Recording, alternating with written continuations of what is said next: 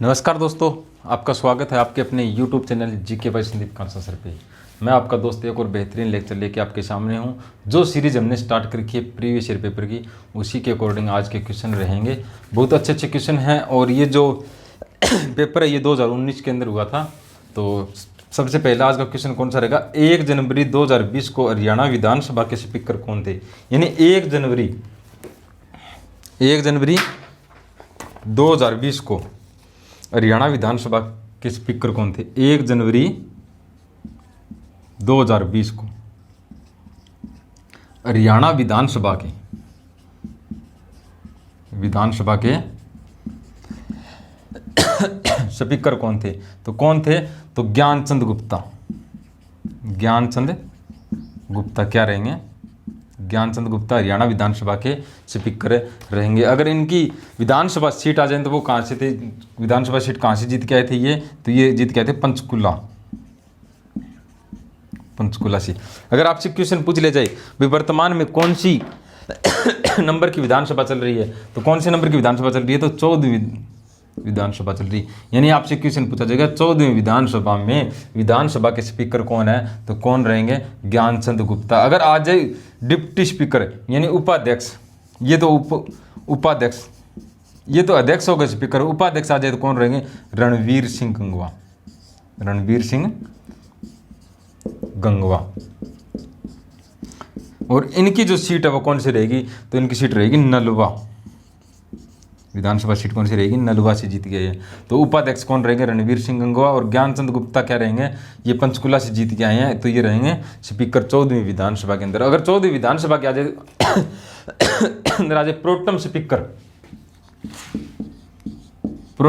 कौन है? देखो इसमें ऑप्शन दिए हुए प्रोटम स्पीकर का भी। तो श्री ज्ञानचंद गुप्ता क्या रहेंगे? स्पीकर रहेंगे। और श्री रणवीर सिंह गंगवा उपाध्यक्ष और श्री रघुवीर सिंह कादियान ये क्या रहेंगे? Pro tem speaker. श्री रघुवीर सिंह कादियान क्या रहेंगे? तो ये रहेंगे प्रोटम स्पीकर। यानी क्वेश्चन क्या था? 1 जनवरी 2020 को हरियाणा विधानसभा के जो स्पीकर कौन है? तो वो थे ज्ञानचंद गुप्ता। उपाध्यक्ष कौन थे? रणवीर सिंह गंगवा। ठीक है। और प्रोटम स्पीकर कौन है? रणवीर सिंह कादियान रहेंगे। अगर विपक्ष के नेता आ जाए, विपक्ष के नेता तो कौन रहेंगे? भूपेंद्र सिंह हुड्डा। अगर इनकी विधानसभा सीट आ जाए तो कौन सी रहेगी? गड्डी सांपला किलोई रोहतक से। ठीक है। यानी ये क्वेश्चन यहाँ से बन सकते हैं। अगला क्वेश्चन कौन सा रहेगा? सूरजकुंड शिल्प मेला हर साल हरियाणा के किस जिले में आयोजित होता है? यानी सूरजकुंड जो मेला है ना, हरियाणा के किस जिले में आयोजित होता है? तो ये कहाँ रहेगा? ये फरीदाबाद में रहेगा सूरजकुंड मेला। सूरजकुंड मेला कहाँ आयोजित होता है? हरियाणा में किस जिले में आयोजित होता है? तो फरीदाबाद में सूरजकुंड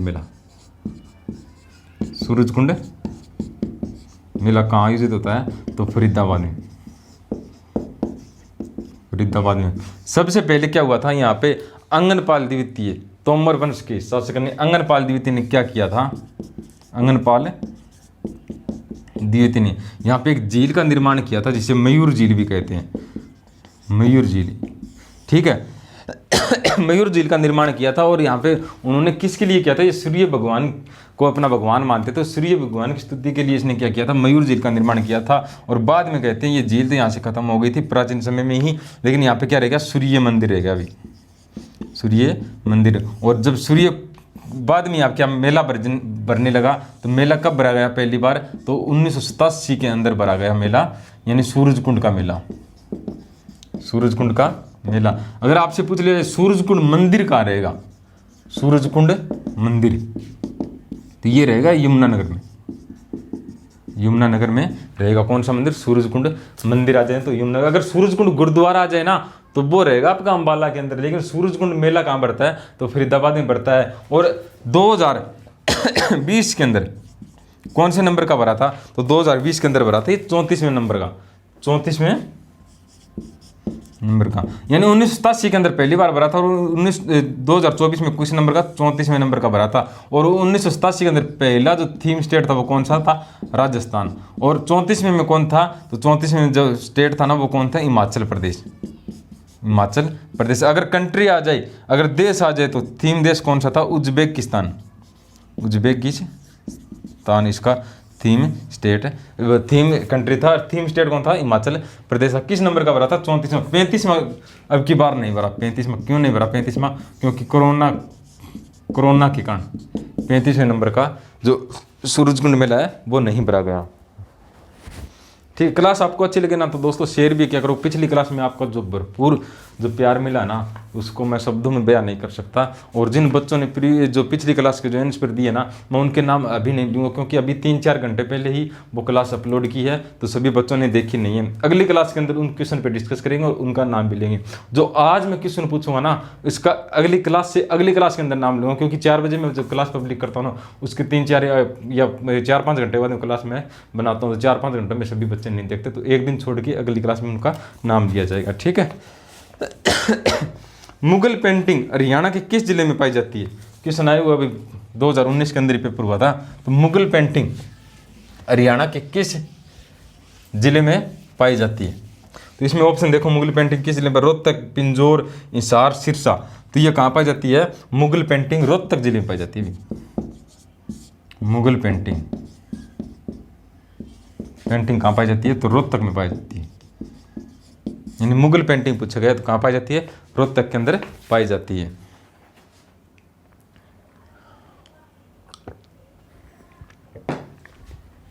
अगर बात करें रोहतक में खोखरा कुर्सी,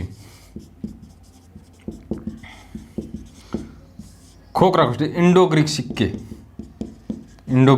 सिक्के कहाँ से मिले हैं, खोखरा कोट से मिले, जो कहाँ रहेगा, रोहतक के अंदर रहेगा। अगर बात करें हिसार की,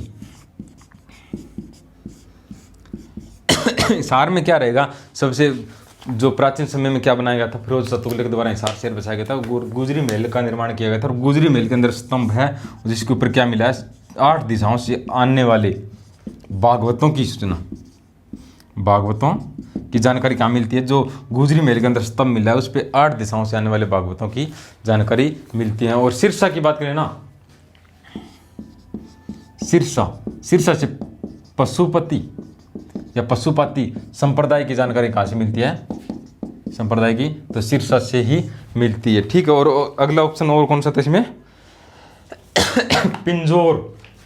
पिंजौर के अंदर प्राचीन अभिलेख मिला है। पिंजौर किसे मिला था, अलेक्जेंडर कनिंघम।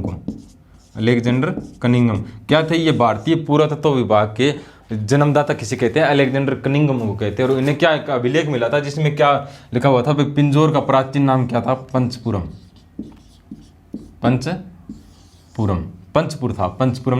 था। ये क्वेश्चन आ सकता है, पिंजौर का प्राचीन नाम क्या है, तो पंचपुर रहेगा। ठीक है।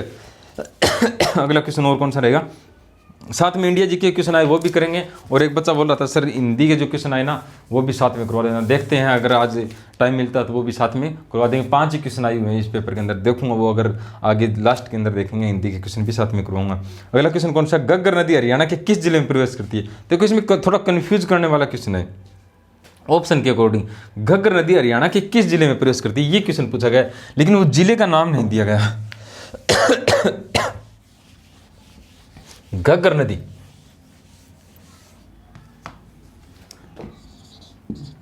नदी मैंने बहुत बार बताया, घग्गर नदी कहाँ निकलती है, डांगसाई नामक स्थान से, हिमाचल प्रदेश में डांगसाई नामक स्थान से। कौन सी नदी निकलती है, घग्गर नदी निकलती है हिमाचल प्रदेश। और हरियाणा की बात करें, हरियाणा में कहाँ प्रवेश करती है, ये हरियाणा प्रवेश करती है पंचकुला में, कालका नामक स्थान है पंचकुला। हरियाणा में कहाँ प्रवेश करती है, पंचकुला में प्रवेश करती है। लेकिन इसमें ऑप्शन देखो, ऑप्शन कौन कौन से है, पानीपत, फरीदाबाद, रेवाड़ी और पिंजौर। यानी पंचकुला ऑप्शन में नहीं है। नहीं है तो हमें किसके साथ जाना पड़ा, पिंजौर के साथ। और पंचकुला के बाद में किस जिले में आती है, तो पंचकुला के बाद में आती है अंबाला में। अंबाला के बाद में ये कुरुक्षेत्र में नहीं जाती, लेकिन कैथल में।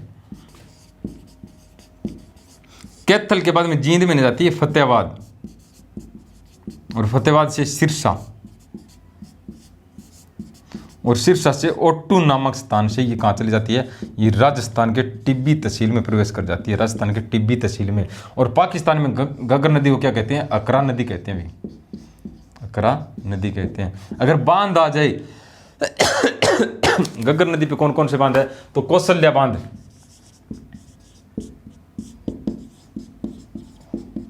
कौशल्या बांध, छमला बांध,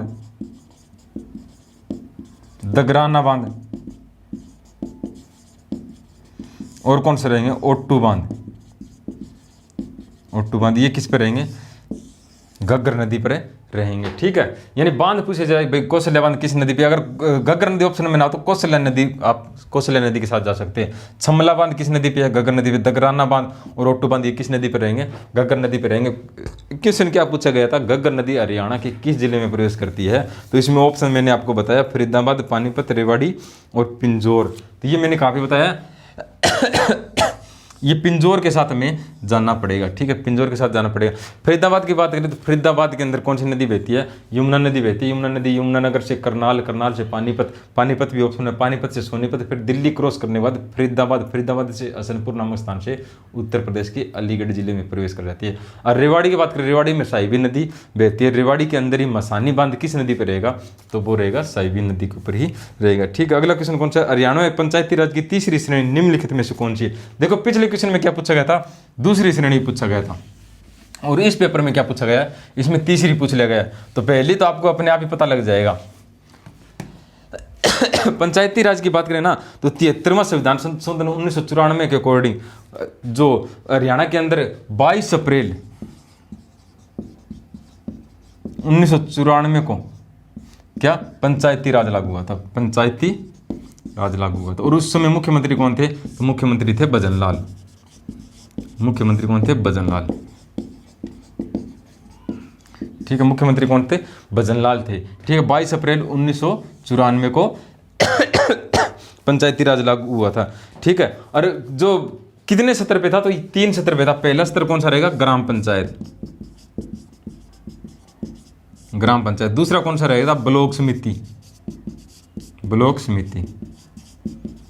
तीसरा ऑप्शन कौन सा रहेगा इसमें, जिला परिषद। यानी 3 स्तर पे था, जिला परिषद रहेगा। ठीक है, पहला कौन सा गया, ग्राम पंचायत, ग्राम पंचायत, दूसरा ब्लॉक समिति और तीसरा जिला परिषद। इसमें तीसरा पूछा तो कौन सा रहेगा, जिला परिषद रहेगा। दूसरा कौन सा रहेगा, ब्लॉक समिति, और पहला आ जाए तो कौन सा रहेगा, ग्राम पंचायत। यानी पिछली जो क्लास थी उसमें क्या पूछा गया था, ब्लॉक समिति पूछा गया था। अब तीसरा पूछ लिया जिला परिषद, तो पहला कौन सा रहेगा, ग्राम पंचायत रहेगा। अगर आ जाए भारत के अंदर, तो पहली बार पंचायती राज कब लागू हुआ था, 2 अक्टूबर 1959 को राजस्थान के नागौर जिले में सबसे पहले लागू हुआ था।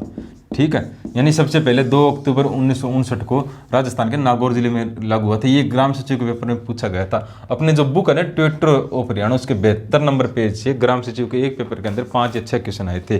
यानी ग्राम पंचायत से, पंचायती राज से क्वेश्चन पूछे ही गए थे।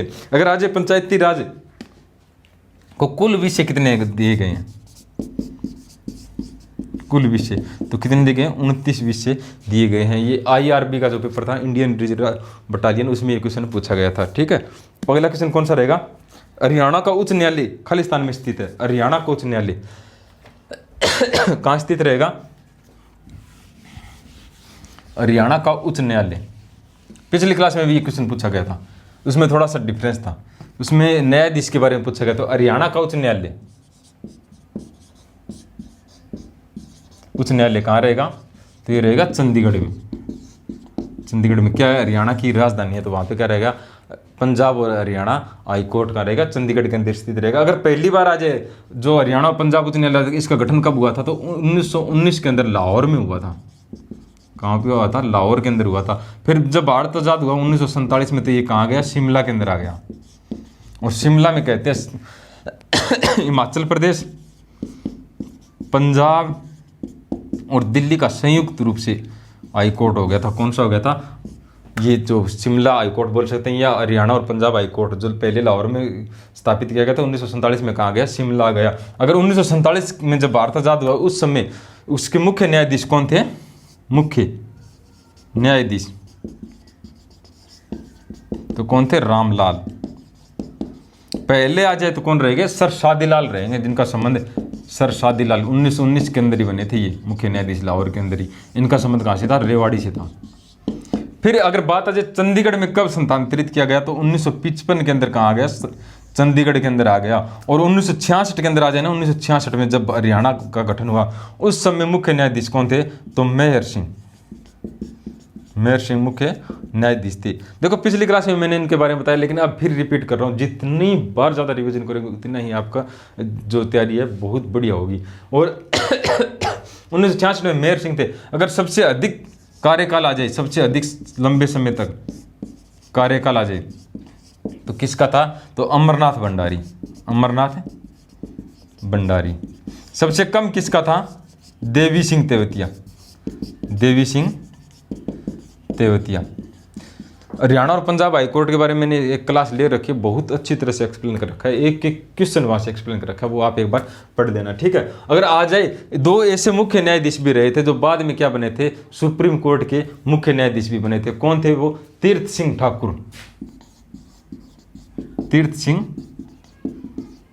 ठाकुर और रंजन गोगोई। ये क्या थे, पहले हरियाणा और पंजाब हाईकोर्ट के मुख्य न्यायाधीश थे, बाद में क्या बने थे, दिल्ली में सुप्रीम कोर्ट के मुख्य न्यायाधीश भी बने थे। कौन, तीर्थ सिंह ठाकुर और रंजन गोगोई। आपसे किसी नहीं पूछा जा सकता ऐसे कौन से मुख्य न्यायाधीश थे जो बाद में दिल्ली के सुप्रीम कोर्ट के भी मुख्य न्यायाधीश बने, कौन थे, तीर्थ सिंह ठाकुर और रंजन गोगोई, ठीक है। क्वेश्चन क्या पूछा गया था, हरियाणा का जो मुख्य न्यायालय वो कहाँ रहेगा, तो उच्च न्यायालय बोल सकते हैं, तो वो रहेगा चंडीगढ़ के अंदर ही, ठीक है। उसके बाद में देखो इसमें ऑप्शन कौन कौन सा था, अंबाला, गुरुग्राम, फरीदाबाद और चंडीगढ़। तो मैंने अच्छी तरह से आपको उच्च न्यायालय के बारे में बता दिया। पहली बार 1919 के अंदर लाहौर में बना, फिर 1947 में कहा गया शिमला, और इसी शिमला के अंदर ही नथुराम गोडसे को फांसी की सजा सुनाई गई थी। लेकिन फांसी की सजा कहाँ हुई थी, अंबाला छावनी के अंदर हुई थी, ठीक है। अंबाला छावनी बनी थी 1843 के अंदर। फिर 1947 में मुख्य न्यायाधीश कौन थे, रामलाल, ठीक है। और जो 1947 में शिमला आया तो वहाँ पे कौन कौन सा क्षेत्र था इसके अकॉर्डिंग, हिमाचल प्रदेश, पंजाब और दिल्ली। फिर बाद में 1955 में कहा गया, तो ये 1955 में आ गया चंडीगढ़ के अंदर। और 1966 में जब हरियाणा का गठन हुआ, उस समय मुख्य न्यायाधीश कौन थे, मेहर सिंह थे, ठीक है। और अमरनाथ भंडारी सबसे अधिक लंबे समय तक इसके मुख्य न्यायाधीश रहे, और सबसे कम आ जाए देवी सिंह तेवतिया, सर शादीलाल पहले भारतीय मुख्य न्यायाधीश थे, तीर्थ सिंह ठाकुर, रंजन गोगोई क्या थे पहले। ये जो दो ऐसे व्यक्ति थे जो हरियाणा और पंजाब के उच्च न्यायालय के मुख्य न्यायाधीश भी रहे, और बाद में क्या ये सुप्रीम कोर्ट के भी मुख्य न्यायाधीश बने। अगला क्वेश्चन कौन सा रहेगा वो और देख लेते हैं।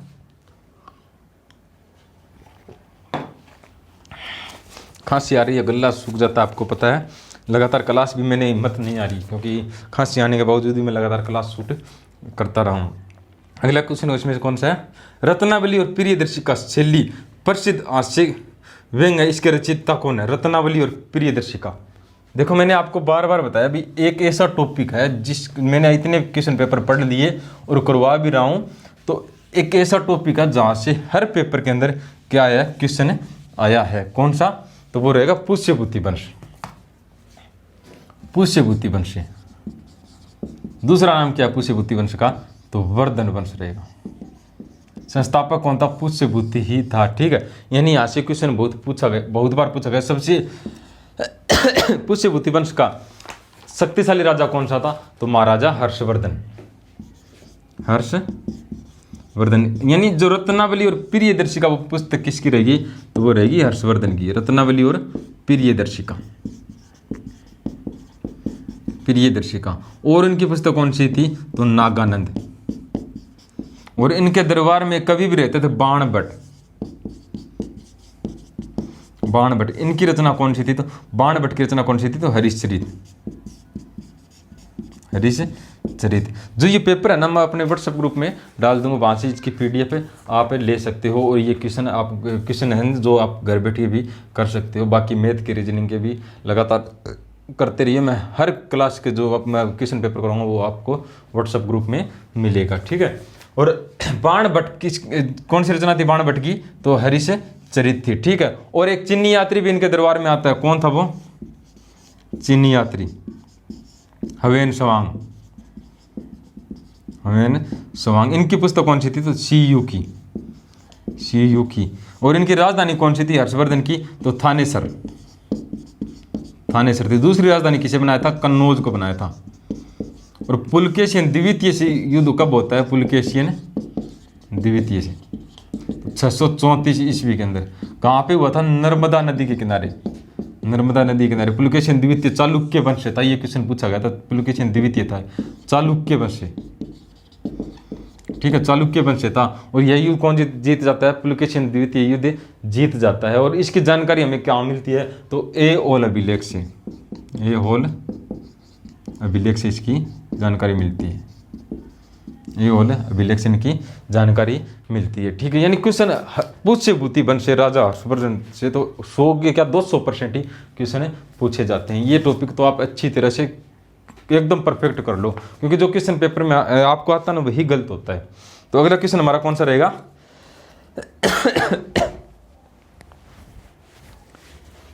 अगला क्वेश्चन हमारा पृथ्वीराज रासो खालिस्तान के द्वारा लिखी गई पृथ्वीराज रासो।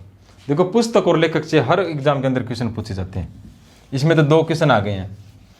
पृथ्वीराज रासो किसने लिखी थी?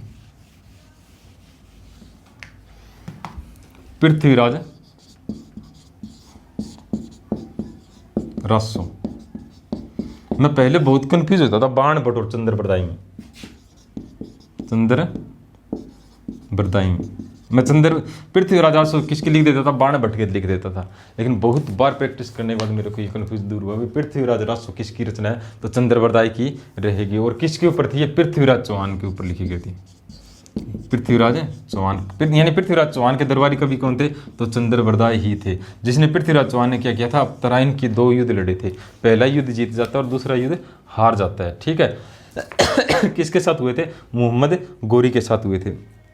तो यानी पृथ्वीराज रासो किसकी रचना रहेगी? तो ये रहेगी चंद्रबरदाई की, ठीक है। और इसमें ऑप्शन कौन सा था? बालमुकुंद गुप्त,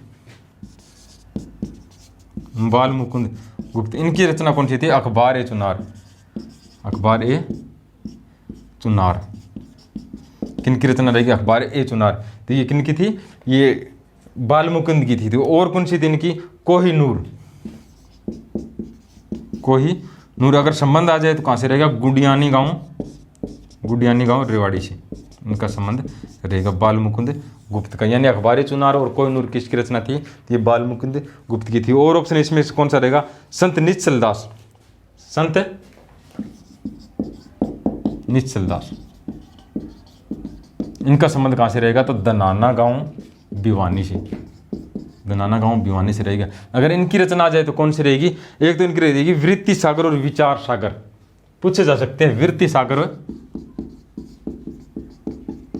और विचार सागर, ये किसकी रचना रहेगी? ये रहेगी संत निश्चल दास की, जिनका संबंध दनाना गांव भिवानी से था। और ऑप्शन इसमें कौन सा है? चौरंगीनाथ। चौरंगीनाथ की कौन सी प्रसिद्ध है? प्राण सांकली, चौरंगीनाथ, प्राण सांकली किसकी रचना है? तो चौरंगीनाथ की रहेगी। यानी क्वेश्चन क्या पूछा गया था? पृथ्वीराज रासो किसकी रचना रहेगी? तो चंद्रबरदाई की रहेगी, ठीक है। बालमुकुंद गुप्त की आ जाए तो अखबार ए चुनार, कोहिनूर रहेगी। और इनका संबंध का रहेगा गुडियानी गांव रेवाड़ी से। चौरंगीनाथ की प्राण सांकली। संत निश्चल दास का संबंध दनाना गांव भिवानी से रहेगा। वृत्त सागर और विचार सागर इनकी प्रसिद्ध रचना रहेगी, ठीक है। अगला क्वेश्चन कौन सा? अरावली की पहाड़ियां हरियाणा के किस भाग में स्थित है? अरावली की पहाड़ियां हरियाणा के किस भाग में स्थित है? ये आप मेरे को कमेंट करके बता देना। अरावली की पहाड़ियां, अरावली की पहाड़ियां हरियाणा की किस ओर स्थित है? आप मेरे को कमेंट करके बता देना, ठीक है। अच्छी तरह से एक्सप्लेन कर देना। जो इस क्लास में जो बच्चा आंसर देगा ना, उसका एक क्लास छोड़ के अगली क्लास में नाम अलाउंसमेंट करूंगा। क्योंकि क्या होता है बच्चों में, अभी 4 बजे मैंने क्लास जैसे पब्लिक की है, तो 4 बजे के बाद में मैं 8 या 9 बजे क्लास है, 9 बजे के करीबन क्लास बनाता हूँ। तो इसलिए इन 4 या 5 घंटों में सभी बच्चे जो पढ़ते हैं रेगुलर, वो सही जवाब नहीं दे सकते, क्योंकि वो बाद में क्लास देखते हैं, अगले दिन भी क्लास देखते हैं। तो एक दिन छोड़ के अगले दिन मैं आपका नाम लूंगा। जो पिछली क्लास में मैंने आपसे क्वेश्चन पूछे थे ना, वो इस क्लास में नहीं, अगली क्लास में उनके नाम ले दूंगा। और इस क्लास में क्या है, एक क्लास छोड़ के उनका आगे अगली क्लास में नाम रेगुलर लेते रहेंगे। इस तरीके से सीरीज चलती रहेगी। क्योंकि अब 4 बजे अगर क्लास पब्लिक करता हूँ तो 8 या 9 बजे तक सभी बच्चे क्लास कंटिन्यू नहीं देखते, क्योंकि जब भी उनको टाइम मिलता है वही देखते हैं। तो अगला क्वेश्चन हमारा कौन सा रहेगा? निम्न में से एक वन्य जीव अभयारण्य भी है। वन्य जीव अभयारण्य, 4 ऑप्शन दिए हुए, निम्न में से कौन सा वन्य जीव अभयारण्य है? तो ऑप्शन देखो, इसमें सबसे पहले मैं आपको ऑप्शन बता देता हूं। इसमें अथनीकुंड बैराज, अथनीकुंड बैराज, ठीक है। और कौन सा इसमें? ब्रह्म सरोवर,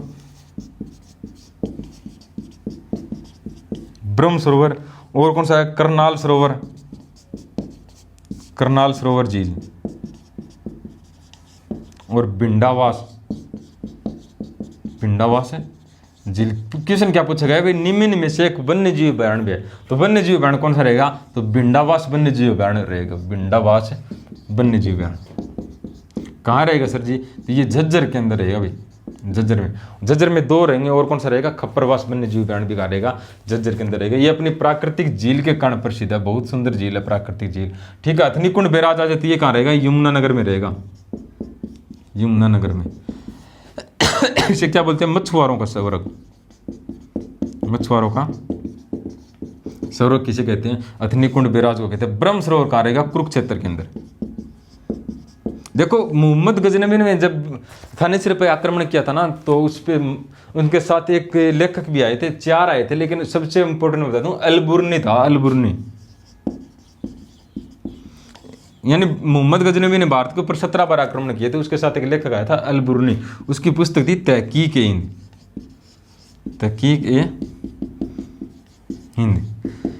क्यों जिक्र कर रहा हूं मैं इसका? जिक्र इसलिए कर रहा हूं क्योंकि ब्रह्म सरोवर था ना, इसका वर्णन इस पुस्तक के अंदर है, तहकीक-ए-हिंद के अंदर इसका जो वर्णन रहेगा। और क्या? करनाल सरोवर झील, यानी ये कहाँ रहेगी? करनाल के अंदर, कर्ण झील भी कह सकते हैं, ठीक है। और चक्रवर्ती झील आ जाए, वो भी कहाँ रहेगी? वो भी करनाल के अंदर, चक्रवर्ती झील। अगर एचएससी के द्वारा पूछ ली जाए, आप एचएससी ने हरियाणा के अंदर कितनी झील मानी है, तो 5 मानी है, लेकिन मैं आपको 10 से 12 झील ऐसी बता सकता हूँ जो एचएससी ने अलग अलग एग्जामों में पूछी है, ठीक है।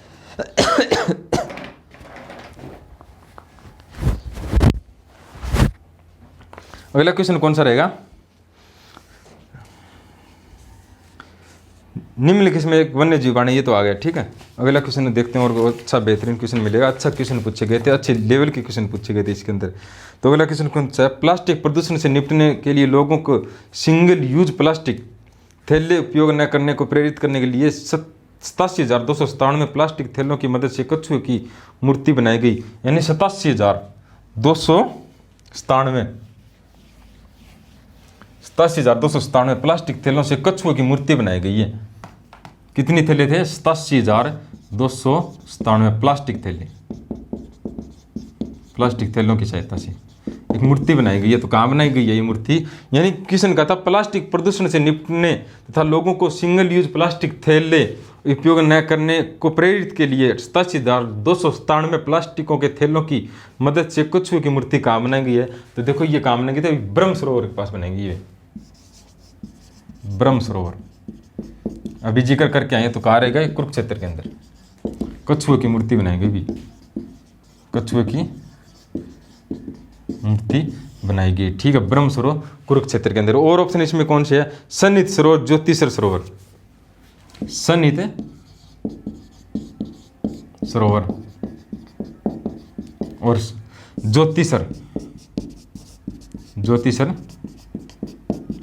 सरोवर, ये दोनों को, ये भी कहाँ रहेंगे? कुरुक्षेत्र के अंदर है। सन्निध सरोवर की बात करें तो 7 सरस्वती नदियों का संगम, 7 सरस्वती नदियों का संगम किसमें है? तो सरस्वती सन्निध झील कह सकते हैं, सन्निध सरोवर में कह सकते हैं। और भगवान विष्णु का निवास, भगवान विष्णु का निवास किस सरोवर में है? तो सन्निध सरोवर में रहेगा। ज्योतिषर की बात करें तो ज्योतिषर के अंदर क्या हुआ था? भगवान श्री कृष्ण ने, भगवान श्री कृष्ण ने क्या किया था? बरगद के पेड़ के नीचे, बरगद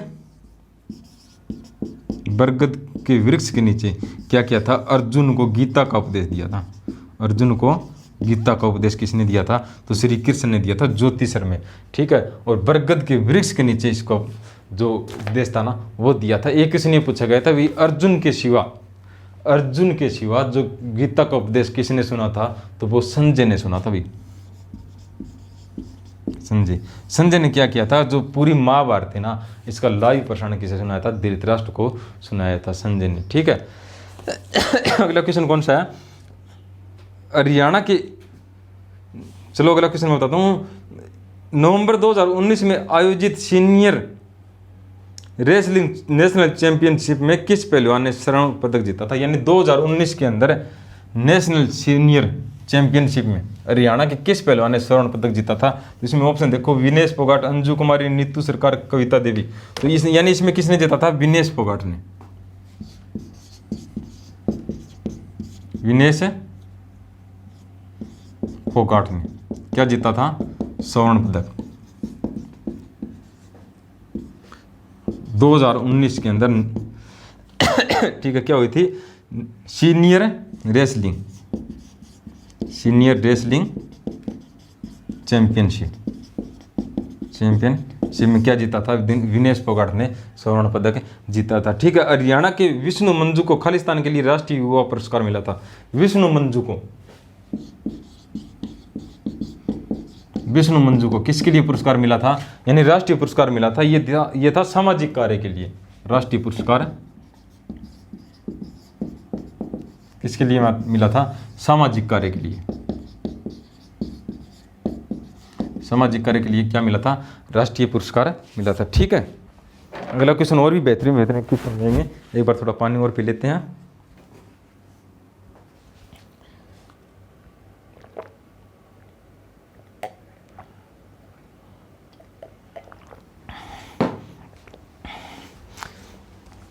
अगला क्वेश्चन कौन सा है?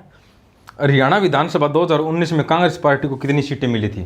देखो बार बार रिपीट हो रहा है क्वेश्चन, कभी जेजेपी का पूछ लिया जाता है, कभी बीजेपी का और कभी कांग्रेस का। अब की बार किसका पूछा गया है? तो कांग्रेस को कितनी सीटें मिली थी 2019 के अंदर?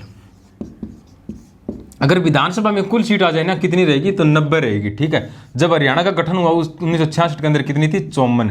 फिर 67 में कितनी कर दी गई थी? 81। फिर 77 में कितनी कर दी गई थी? 90 कर दी गई थी। ठीक है, अगर वर्तमान में कितनी रहेगी? 90। और 2019 में 14वीं विधानसभा में कांग्रेस को कितनी सीटें मिली हैं? कांग्रेस को तो कितनी मिली है? 31। अगर बीजेपी को आ जाए, बीजेपी, जेजेपी और अन्य को कितनी थी? 7। अगर इनेलो की बात आ जाए, इनेलो, तो इनेलो को कितनी मिली है? 1। और 1 मिली है हरियाणा लोकहित गोपाल कांडा को, सिरसा से। वो हरियाणा लोकहित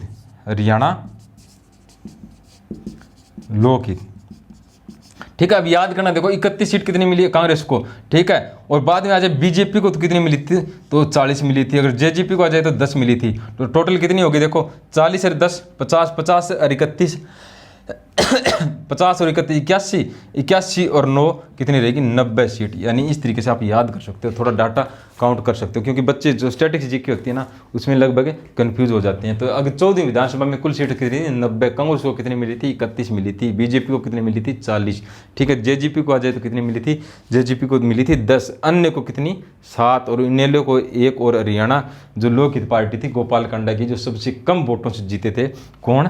जो गोपाल कांडा थे सिरसा से। ठीक है, तो इनको कितनी सीट मिली थी? 1। तो कुल कितनी आ गई? 90। अगला क्वेश्चन हमारा कौन सा रहेगा? दीपचंद बेमन हरियाणा के खालिस्तान कलाकार थे। दीपचंद बेमन, जिनका संबंध कहां से रहेगा? सोनीपत से रहेगा, जिन्हें हरियाणा का शेक्सपियर और कालिदास कहा जाता है।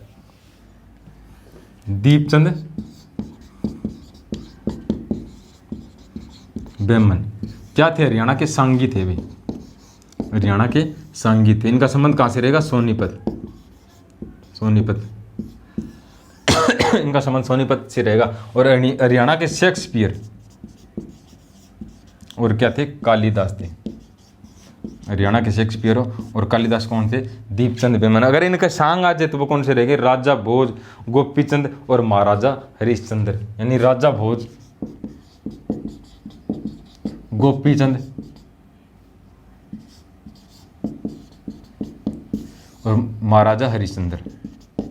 महाराजा हरिश्चंद्र किसके सांग रहेंगे? तो दीपचंद बेमन के रहेंगे। इनका संबंध कहाँ से था? इनका संबंध सोनीपत से रहेगा। ठीक है, और अगला क्वेश्चन कौन सा? हरियाणा तिलक एक साप्ताहिक समाचार पत्र था जो रोहतक हरियाणा में प्रकाशित होता था। यह समाचार किस भाषा में प्रकाशित हुआ था? हरियाणा तिलक किस भाषा में प्रकाशित हुआ था?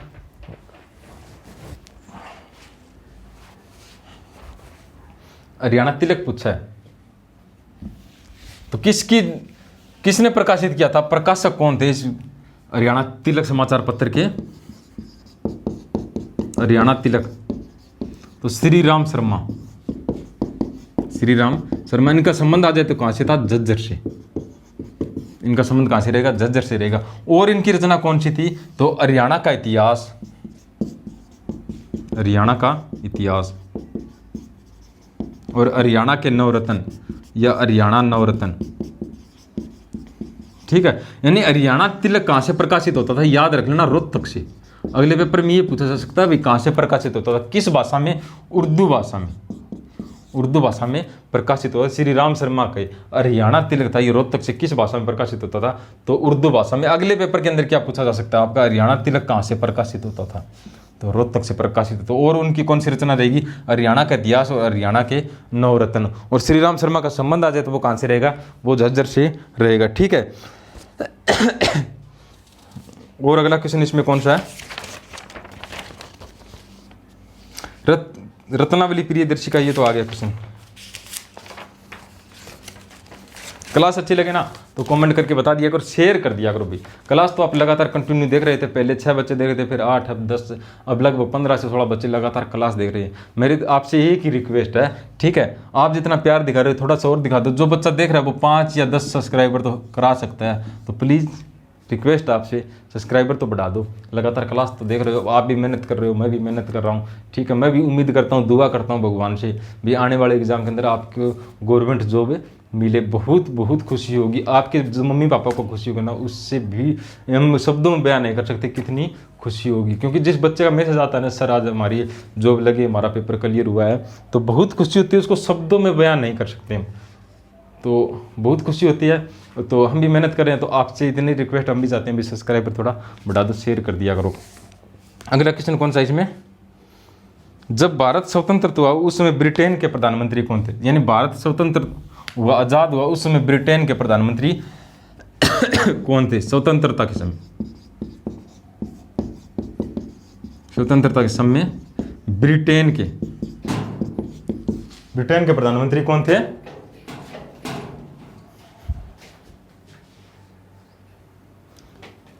यानी जब भारत आजाद हुआ था उसमें ब्रिटेन के प्रधानमंत्री कौन थे?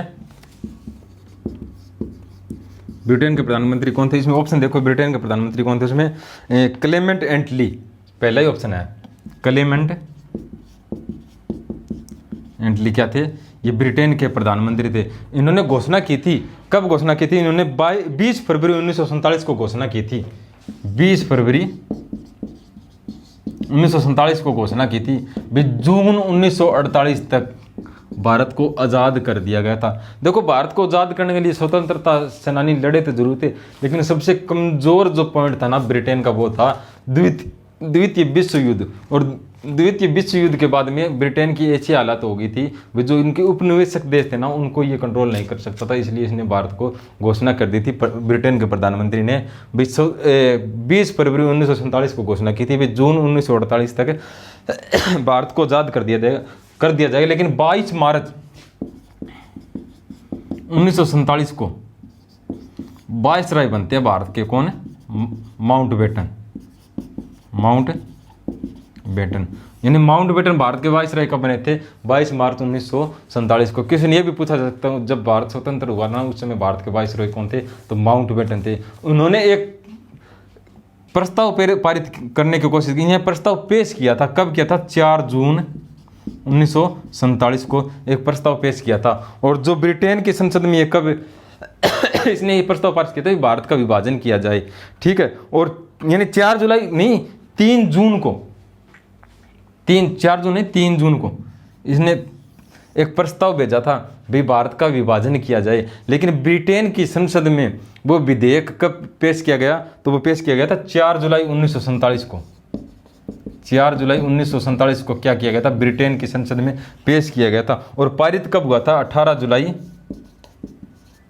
1947 को यह पारित हो गया भाई। 15 अगस्त 1947 को भारत को आज़ाद कर दिया गया था। ठीक है, यानी क्वेश्चन क्या पूछा गया है भाई? स्वतंत्रता के समय ब्रिटेन के प्रधानमंत्री कौन थे? क्लेमेंट एटली।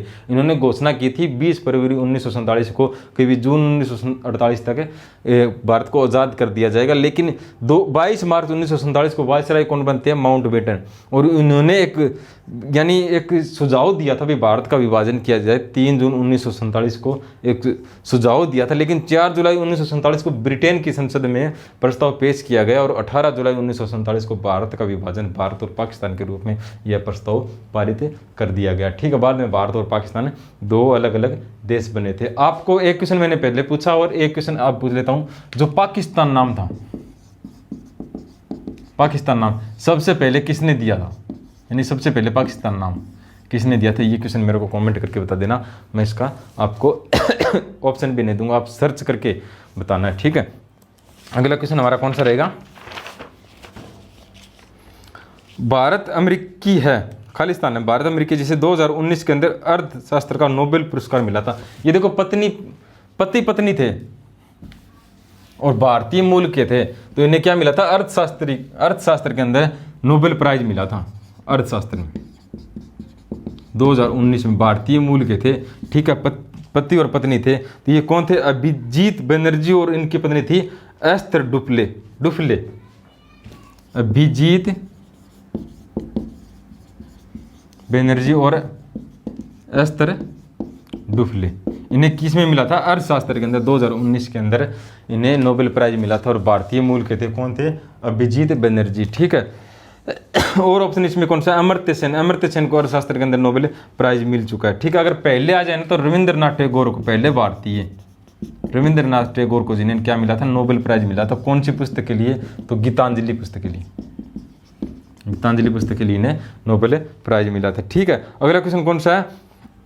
त्रान की पहली लड़ाई किसकी हार हुई थी? देखो अलग अलग कंफ्यूज कर देता है। त्रान की पहली लड़ाई में कौन जीता था, कौन हारा था, यानी आपसे क्वेश्चन नहीं पूछा जा अलग अलग घुमा के पूछा सकता है। तराइन का पहला युद्ध कब हुआ था? 1191 के अंदर। ठीक है, दूसरा कब होता है? तो 1192 के अंदर। तीसरा कब होता है? 1215 के अंदर। यानी तराइन के 3 युद्ध हुए थे। पहला युद्ध किस किस के बीच में होता है? पृथ्वीराज चौहान और गौरी के बीच में, मोहम्मद गौरी के बीच में। दूसरा भी किसके बीच में होता है? चौहान और गौरी के बीच में। और तीसरा किसके बीच में होता है? इल्तुतमिश और यल्दोज के बीच में, यल्दोज के बीच में होता है। पहला युद्ध कौन जीतता है? तो चौहान जीत जाता है और हारता कौन है? गौरी हार जाता है। और चौहान का जो साथ होता है वो आशीष से गोविंद राय देता है और इनके नाना अंगरपाल द्विवेदी भी देते हैं और जयचंद भी देता है। ठीक है, और दूसरे युद्ध में कौन हारता है? पृथ्वीराज चौहान हार जाता है और गौरी क्या है? युद्ध जीत जाता है, जो 1192 का दूसरा युद्ध हुआ था। और ठीक है, तीसरा युद्ध कौन जीता है? इल्तुतमिश जीत जाता है और यल्दोज हार जाता है। और आज तराइन कहाँ रहेगा? तो तराइन करनाल के अंदर रहेगा, भी करनाल में रहेगा। ठीक है, पृथ्वीराज रासो, क्वेश्चन यही भी आया था। पृथ्वीराज रासो किसके द्वारा लिखी गई थी? चंद्रबरदाई द्वारा, चंद्रबरदाई द्वारा। ठीक है, चंद्रबरदाई द्वारा लिखी गई थी। अगला क्वेश्चन इसमें से कौन सा है? मैं एक क्लास के अंदर हरियाणा के जितने भी युद्ध हुआ ना, एक एक बिल्कुल डीपली छोटे छोटे युद्ध, हास्य के युद्ध हो गए, सिरसा के युद्ध हो गए, तिलपत के युद्ध हो गए, छोटे छोटे युद्ध एक क्लास के अंदर ही मैं आपको करवाऊंगा। ठीक है, अगला क्वेश्चन कौन सा है? चुनाव आयोग ने दिसंबर 2019 में किस पार्टी को हरियाणा राज्य की पार्टी के रूप में मान्यता दी? दिसंबर 2019 में कौन सी पार्टी बनी थी? तो जेजेपी, जनता जननायक पार्टी। किसने बनाई थी? दुष्यंत चौटाला ने। पहले इसकी निशानी क्या थी? चुनाव चिन्ह था चप्पल, लेकिन अब क्या है? चाबी। और कितनी सीटें मिली हैं लोकसभा विधानसभा के चुनाव के अंदर 2019 में? तो 10 सीटें मिली है। ठीक है, अगला क्वेश्चन कौन सा इसमें? अंतर्राष्ट्रीय मानवाधिकार दिवस को मनाया जाता है। अंतर्राष्ट्रीय मानवाधिकार दिवस, अंतर्राष्ट्रीय मानवाधिकार दिवस, अंतर्राष्ट्रीय मानवाधिकार दिवस कब मनाया जाता है? देखो पुस्तक और लेखक और ये जो दिन और दिवस होते हैं ना, इनसे लगभग क्वेश्चन पूछे ही जाते हैं। तो अंतर्राष्ट्रीय मानवाधिकार दिवस कब मनाया जाता है? तो 10 दिसंबर को, 8 अक्टूबर को, 5 दिसंबर को, 1 जुलाई को। तो कब मनाया जाता है अंतर्राष्ट्रीय मानवाधिकार दिवस? 10 दिसंबर को, 10 दिसंबर को मनाया जाता है। अगर आज 8 अक्टूबर को, 8 अक्टूबर को क्या मनाया जाता है? भारतीय वायुसेना दिवस, भारतीय वायु सेना दिवस। ठीक है। अगर आज 1 जुलाई को, तो 1 जुलाई को क्या मनाया जाता है? 1 जुलाई को, 1 जुलाई को चिकित्सक दिवस, चिकित्सक दिवस कब मनाया जाता है? 1 जुलाई को मनाया जाता है। ठीक है। क्वेश्चन का पूछा गया था अंतर्राष्ट्रीय मानवाधिकार दिवस कब मनाया जाता है? 10 दिसंबर को मनाया जाता है। ठीक है। 8 अक्टूबर को क्या मनाया जाता है? भारतीय वायुसेना दिवस। और 1 जुलाई क्या मनाया जाता है? चिकित्सक दिवस से मनाया जाता है। यानी जो लेखक, पुस्तक और लेखक राज्य या राजधानी या देश की संसद, देश की राजधानी, देश की करेंसी और दिवस, महत्वपूर्ण दिवस, इनसे लगभग क्वेश्चन पूछे ही जाते हैं। ठीक है। हाँ, एक वन्य जीव अभयारण्य और नृत्य, यानी किस राज्य का कौन सा नृत्य है और वन्य जीव अभयारण्य किस राज्य के अंदर कौन सा वन्य जीव अभयारण्य है, यहाँ से लगभग क्वेश्चन पूछे जाते हैं। अब बात करें ना हिंदी के जो क्वेश्चन है, 5 क्वेश्चन है हिंदी के, तो इसमें सबसे आसान रहेगी पर्यायवाची शब्द का सही चयन कीजिए। यानी झंडा है, झंडा का पर्यायवाची क्या रहेगा? देखो थोड़ा सा कॉमन सेंस लगाओ। इसमें ऑप्शन कौन कौन सा? झंडे का इसमें रहेगा मकर, भूधर, पताका और मीन। तो झंडे का पर्यायवाची,